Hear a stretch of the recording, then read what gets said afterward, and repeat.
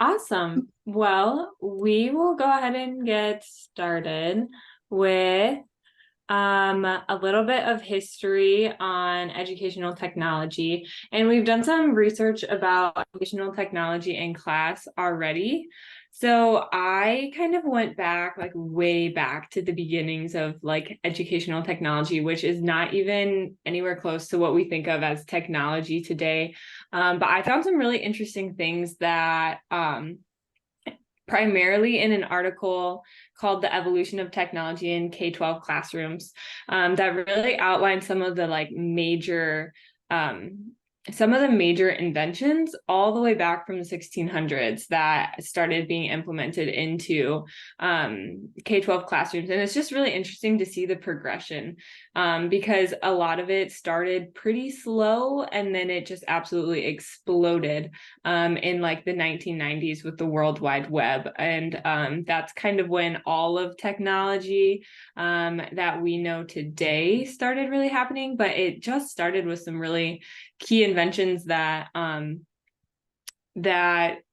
can definitely see the way that it evolved, and it's just kind of cool to look at. So one of the first ones was actually in 1659 with an invention called the magic lantern, which was just like a candle on one side of like a glass slide. And so you could put a glass slide with like a picture that had a more complex diagram that was difficult to like draw on a board. So they used those. It was kind of like the first projector, which I thought was really interesting. And I thought it was crazy that it was all the way back in the 1600s, mid 1600s.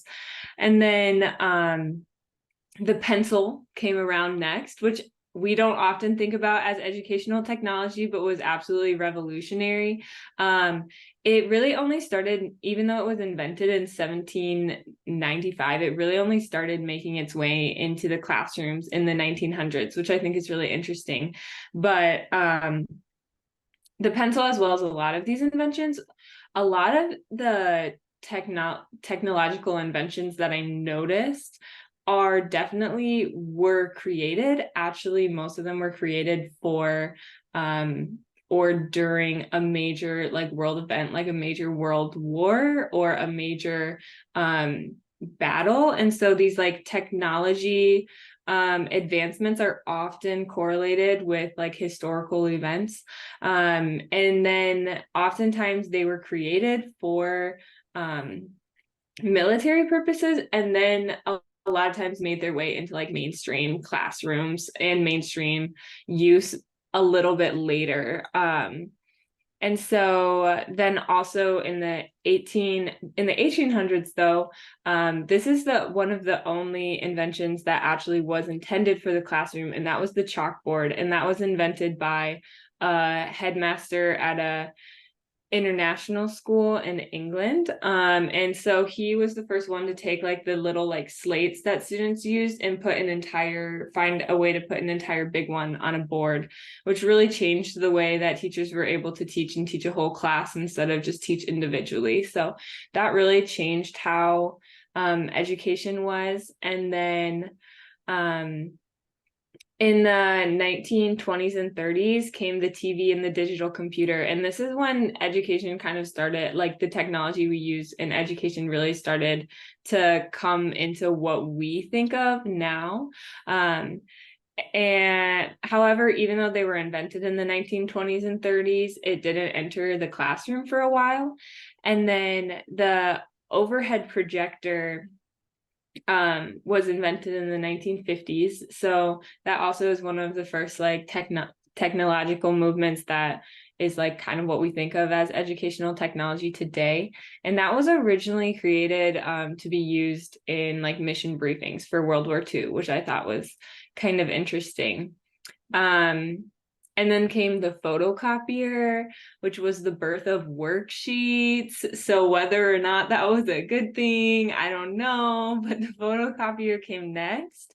And then the next two main advancements before the World Wide Web were the handheld calculator in 1967, which I just am surprised that they didn't have a handheld calculator before then. Actually, that was really surprising to me. I think that was kind of the death of mental math. I'm sure that it caused a big uproar in education, like some things that we've seen today. And I know we'll talk about that a little bit more in a minute. And then the first laptop was invented in 1981.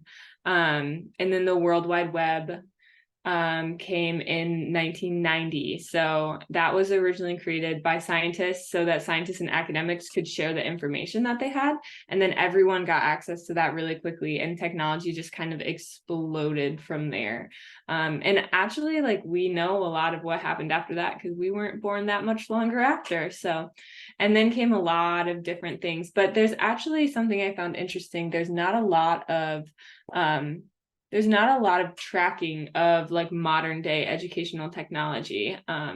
There's not a lot out there, I think partly because it's so new. So yeah, that's kind of what I learned about the history. Perfect. I was wondering, so you talked a lot about like how we can define ed tech, like talking about, pencil or all the way up to like these like internet, the technology we know today. So I know we were supposed to like expand on what is educational technology. So did anyone have any input on that? Like just defining it, like more specifically because it can range so much, like you said, from a pencil or the magic lantern all the way to like the AI that we see today. So just something I was thinking about. Mm-hmm. I definitely think that educational technology is just anything that enhances students' experience in the classroom. And so I think we can widen our perspective on it. And looking into the history really shows us how much we can widen our perspective because it's way more than websites, it's way more than computers. It can be lots of different things. It can be cameras, it can be different things like tools used in a science classroom. It can be lots and lots of different it can look really different, and so widening our perspective I think also helps us implement a wider perspective of tools that we can use in our classroom with students when we're creating lesson plans. And I feel like that's really helpful to be have a wider perspective of tech ed tech so that we can be like, okay, what are all of the tools available to me and my students, and how can I make this the best experience for them? So I did a little bit more research on this idea, or tried to find like a connection. And so I think it was last week we had the option of finding like and a trend or an issue to talk about, a trend and an issue to talk about in the EDT 476. And so I don't know about you guys, but I read about the Chat GPT and using that in public education. And so it talked about a lot how Chat GPT is very it can be generative for written work, or even like voiceover and manipulation, like voice manipulation. Um, and that it can be used to create a lot of interesting stuff, but also can create a lot of what's like classified as bullshit, where it's not educational, it's not correct, it's not anything, it's just nonsense. Um, and so just looking at it from an education standpoint, it's kind of similar to like when the handheld calculators were brought in, or I think we talked about a little bit Wikipedia in our article before we started this, Mhm. about how like the entrance of these new tools caused a lot of uproar. And I think we're seeing a lot of that uproar right now. But I think you said like earlier, like it's weird to think that the calculator was made in 1967 because we've had it our entire lives. It's like just a stated thing. So you're thinking like 2060, students would be like, oh yeah, it's ChatGPT. Like, what are your thoughts on that? I think it's really interesting, something that so my students this past week just took the new like online SAT. And for the first time ever, the new SAT doesn't have a non-calculator section. Like a section where you're not allowed to use a calculator. Every section you're allowed to. And I think that just shows the way that like I mean old trends die hard. Like it's hard to get rid of those old habits, but like at this point of like history, we like calculators are so embedded in our lives. Like everyone has one on their phone. There's never a time you won't have access to one. That like finally, like years later, it's like, oh, we don't have a non-calculator section anymore. And I just wonder if like at some point we'll have something like that with AI where it's like, oh, well, it's you just like learn how to teach with it instead of, and still get students to think, because I think it actually advances, like the calculator advanced how deeply we could do math, and how quickly we could do it. So maybe we just have to figure out how to incorporate AI in ways like that too. What does anyone else think something along those lines? Yeah, I actually, this is pretty interesting, but I went after I also did ChatGPT as my trend, I believe, and I was talking about it with my roommates, and I was doing something with like one of my papers for another class, and I was having trouble with the citations, and one of my friends was like, "Oh, why don't you just like put it in ChatGPT?" And I was like, wait, you guys actually use that? Because I was like, I just am learning about this. I had never heard of it before, like I learned about it, which I don't know. I thought it was kind of interesting that they just kind of brought it up. And so that was really cool to see that. And then we had this big in-depth conversation where they were just saying how they had it introduced to them through, I think it was either a professor in earlier college years or it was in high school, but how they just their professor or their teacher used it as a tool, and they were kind of helping them to learn how to use it more so than being afraid of using it entirely. So that kind of goes into how kind of what I think about it. Also, I think it can be harmful when we don't introduce it as a tool and we kind of are afraid of it almost, and then that sets the tone for our students too. I think that they, I don't know, just misuse it in the way where we wouldn't necessarily want it to be used for educational, I mean, for helping. So I think that's the only time that it can truly be harmful is when we, I mean, kind of just get scared of it as educators. We're scared of using it. We're scared of teaching about it. But yeah, I just thought that was a funny circumstance that happened with it. So yeah, I just wanted to share that too. Yeah, for sure. And jumping off of that, I'll admit here that I used ChatGPT to help start my capstone paper for my capstone actually. And it was interesting using it just for like a first draft to see like where I should begin because I always find that part of the writing process just the most difficult. It actually worked pretty well. I didn't use a lot of what it had because it wasn't the greatest. Obviously, it didn't have the correct data and sources to back it up, but I went in there and like added my sources, changed the wording, changed the ideas, but kept the organization. So it was really interesting, and I wanted to link that back to the article that I was reading, the designing assignments and activities with ChatGPT and generative AI in mind from NC State University. They talked a lot about designing assignments that will go further than what ChatGPT can like process. And so, Lizzie, you said earlier the calculator has expanded our ability to do math, and so math classes are able to go further, faster. So over time, it actually became a really good tool to use. And so I wonder if that's going to happen with ChatGPT too, where we can design assignments that'll help us extend our thinking, and we can get our high school students to get further in their education in these 12 years. Mhm. I love that idea. Does the next person want to share what they looked into? Yeah, definitely. I can go ahead and talk a little bit. So, my pretty much all of my research kind of stemmed from the big idea of how the internet or the web has changed the way we live, think, and learn, and moreover, just how it's changed life in general, which is a very big, broad concept to look at because obviously it's changed just about everything in a lot of different ways. So, yeah, for the very first, a lot of my initial information came from the Growing Up Digital, How the Web Changes Work, Education, and the Ways People Learn by John Seeley Brown. And that article had a lot of really cool ways of looking at how the internet and how the web has changed our lives. And so I just pulled a lot of concepts that I thought were just really interesting and kind of changed the way I thought about it.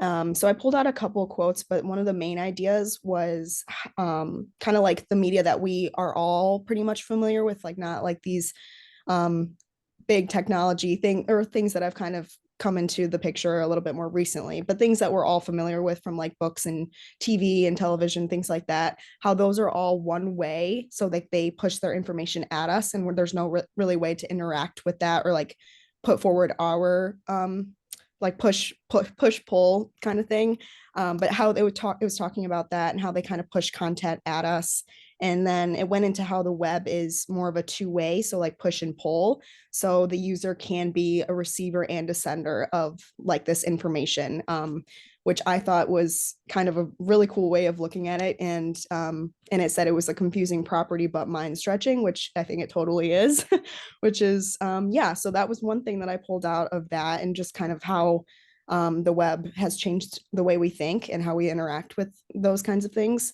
And then I also pulled out about how it kind of talked about with all of the information that's available through the web, we find like a new kind of learning through it. So we're obviously constantly discovering new things because there's so many just digital, there's information, I mean, at the palm of our fingertips, basically.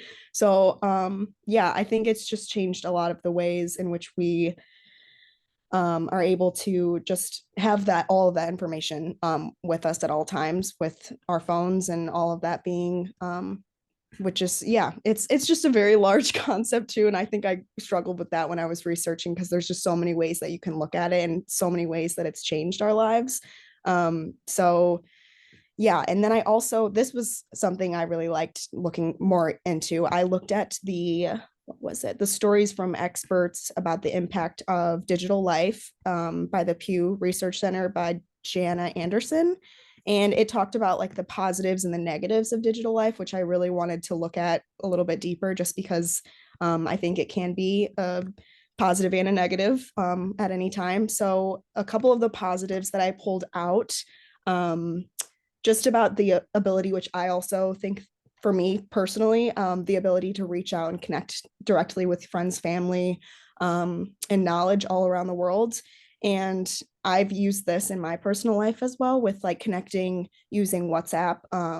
I went to the Dominican Republic a couple years through a mission trip, and I am able to stay in touch with those individuals that I met through that communication app. So just a kind of like a personal thing as well, like being able to essentially communicate with those people or use Zoom or anything, whatever it may be. And then also like how we can share medical safety and health resources. So like looking up, I'm a bit of a hypochondriac, but like looking up I don't know, looking up any type of medical information online, being able to just have that information is also really crazy. There's so much information on that, which can be very helpful and a positive, of course. And then also sharing photos and being able to send those things to loved ones across the world, using video chat like Zoom or I don't know if people use Skype anymore, but Skype, I don't think people use Skype, but that was another one as well. And then a couple more of the negatives, which was also interesting to research a little bit more about. Talked a lot about how the instant access to nearly everything is causing like the stress, the anxiety, a lot of the sleeplessness, and a lot of people think Gen Z, I think Gen Z, yeah, we don't have patience, or we can't stay focused on one thing at a time. I'm definitely at fault for that, but yeah, that's definitely one of the negatives that was discussed heavily, and just how yeah, loss of attention span. But yes, that's definitely a big negative, I believe. And then also it talked about shallow engagement. So like I guess that also kind of ties in with low attention spans, but not being able to take time for reflection on things and just kind of taking away that capacity to concentrate well enough to do like things long term and stuff like that. So of course, a few negatives. I feel like you can look at that from many different ways too. But there are, I think the positives I do think outweigh the negatives. There's just so many changes to life that have been brought about because of the internet and because of the web and all of the new technologies. So yeah, that was just some of the main information I pulled out. But of course, like I said, it's a very broad and large concept. So yeah, if you guys want to share anything or any personal experiences or anything like that. I can jump in first here because I think there's a good transition because you talked about life changes here. And so the research that I found, I looked at a paper about trends and topics in educational technology, the 2023 edition. So what they do for this paper is they research all like the search terms people are using on Twitter, on Google, in conventions, what people are looking for, and what like teachers and education administration are wanting from ed tech. And so what they found was that during COVID-19, obviously there was an uptick for resources for e-learning during the heart of the pandemic. And they found that this actually tapered off a little bit in 2022. So we're actually seeing this um, regression back to in-person learning a little bit. So that was really cool, I thought. Um, and then there's been a general shift towards the openness of online learning. I think we've all seen like when we were in high school, like those ads on TV, and we like think about like learning from home, like online learning, and be like, okay, but like what is that really? Like nobody really knew. And then in 2020, everybody was. And so everyone had experienced it, and they're like, maybe it's not so bad. I know a lot of people from my old high school, um, the next year they just decided I'm just going to stay online because they enjoyed it. They thought it was actually really fun. Um, and then it also showed like what current calls for research are. And it looks like a lot of teachers and education administration want just specialization of education technology. So we have these general programs and things that we can use, which are great. But they said they're looking like specifically for ones in STEM classes or making like programs specifically for ELL students. And so they really want this specification of what group of learners can we target to help the most. But yeah, I thought it was really cool. Yeah, That that's is really cool. super interesting. Did you want to add something, Lizzie? No, no, go ahead. Okay. Sorry. I think that's a great transition to my topic, which is how the internet has impacted student learning so far. So, a lot of the same kind of topics, Chad, you were just bringing up with COVID, we saw a huge shift in relying more on the internet and these ed tech tools. So, just in general, I did my research on Neil, I think it's Selwyn's article on the internet and education. So, some bigger ideas that he pulled from this idea, or yeah, some points that he made from this idea is that the internet is kind of now this like anytime, any place, any pace basis for learning. So students are able to kind of learn at their own pace. They can learn anywhere, not just in the classroom. They can bring their schoolwork home in a different way than they could originally with just like paper pencil type assignments and things. Um, so yeah, just like it looks totally different now how we are learning in schools, especially in those secondary settings. And then the internet is super powerful, like Elena, you were saying, with interactions between people. And so we're seeing that kind of playing out with asynchronous or synchronous online learning with colleges. And I think, like you mentioned, even high schools now are offering like online learning options, which is, I think, a newer thing since COVID, probably that's happened. So super interesting there. I think it's a great way student learning when students are sick, they can still participate sometimes in like the school day, in college, sometimes we can be zoomed into class. I don't know if that's happening much in like K-12 schools, but that is one way that the internet has kind of changed student learning as well. Just kind of building on that connectivity any day, any pace, that kind of thing. And then, yeah, that's kind of the main gist of it. Like, I mean, we can go like kind of like you, Lena, this is very broad. Like, obviously, the internet has changed student learning in a lot of ways. But those are some of the main ones. And I would say also just like how we as teachers can rely on so many like videos from other educators to like pull into our classrooms. And so students are not only learning from their one teacher, they're probably hearing a lot of different ideas from teachers across the internet as well. And so, yeah, anyone have anything to add to that? I thought it was really cool when you said like the anytime, any place, any pace. I just when you said that I was like, that sounds cool. But I like at the end you started bringing up like we can use these as resources too. Like we can have videos of other teachers teaching, and we can have them take notes, ask them questions, what are they seeing them from this teacher, and even if we don't show the video, like we can still use the ideas from other teachers. So we can actually, as educators, create this online connection for ourselves and group collective education group, basically, to help if we're unsure about a lesson, we can have these resources to help us guide like what makes an interesting demo versus a not interesting demo and things like that, for sure. Yeah, and I I know, also sorry, go ahead.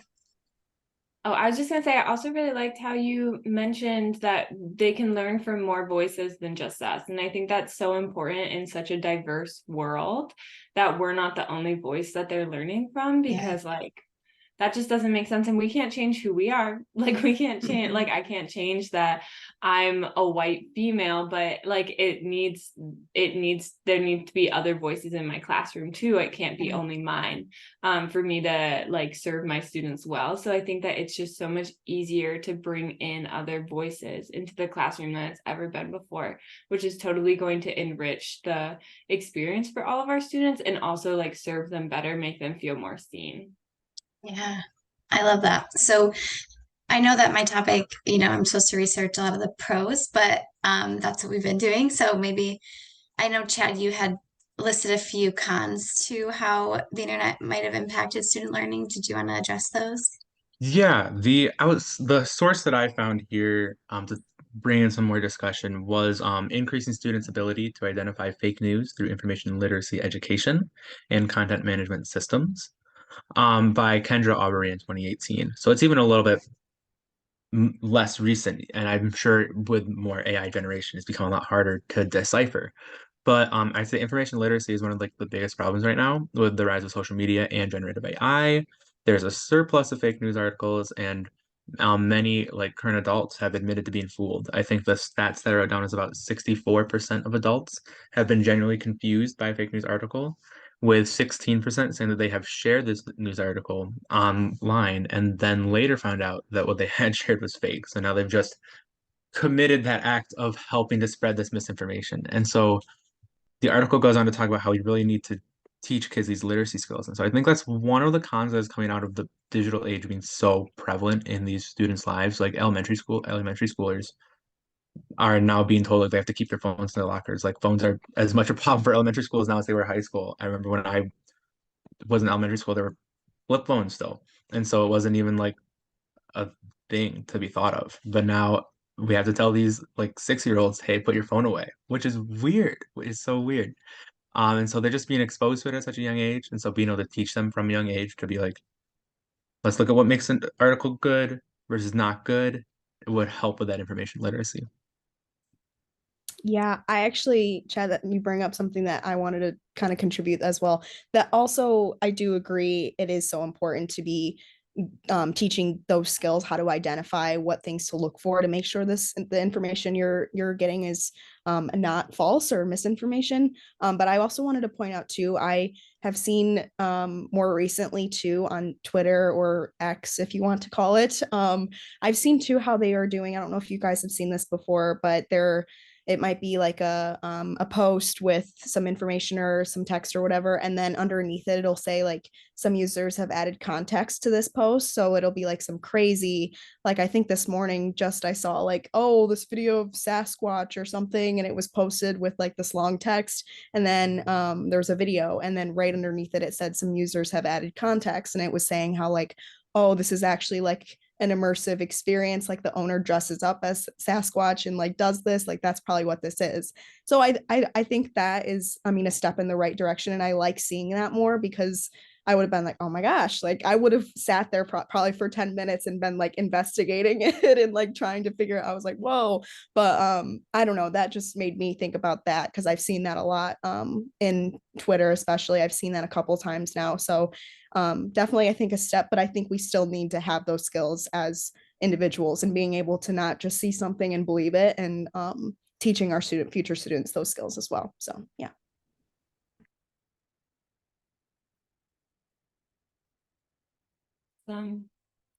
Um, do we want to talk about a few? Does everyone just want to share one way?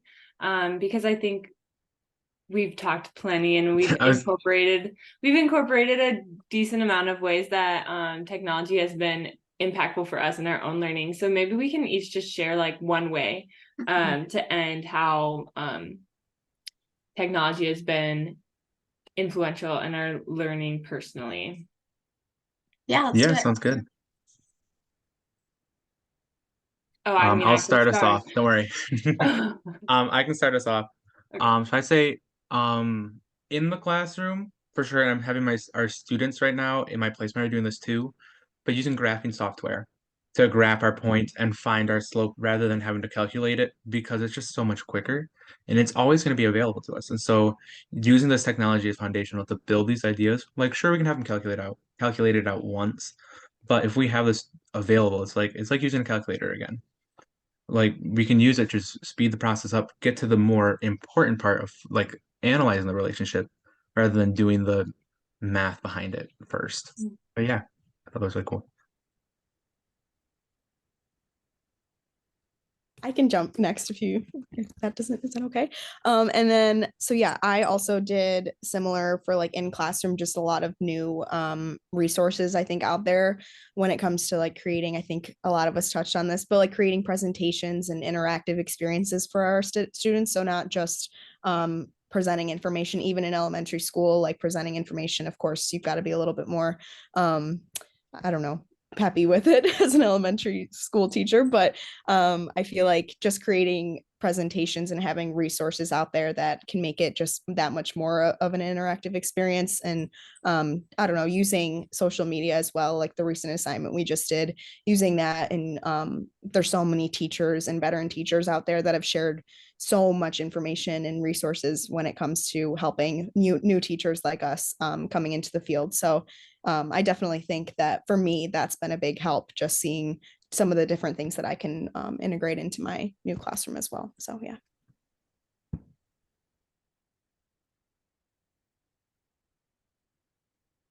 Awesome. I can go next. I would say on a personal level, just kind of like you guys address a lot of the classroom stuff. So like even outside of the classroom, like I use technology to learn in one way is through podcasts. So I like to listen to podcasts a lot, and I think this is awesome and it's kind of a newer thing, like thanks to technology. So I like, self-help podcasts that are just kind of bettering myself as a person. And also you can get a lot of great news, updates just about like world news or, country news that's going on.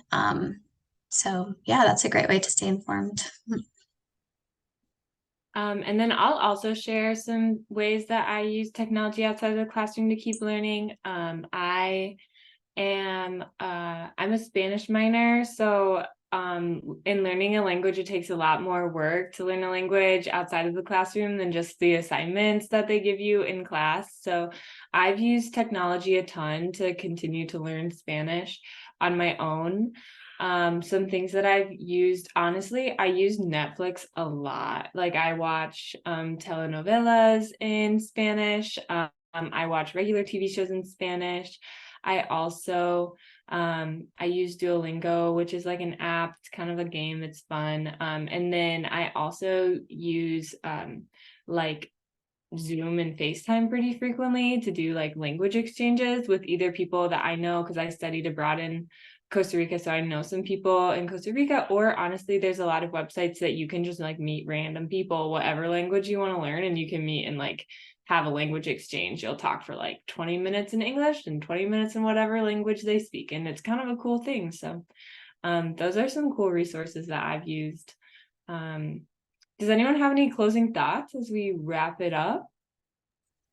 I can go for some closing thoughts.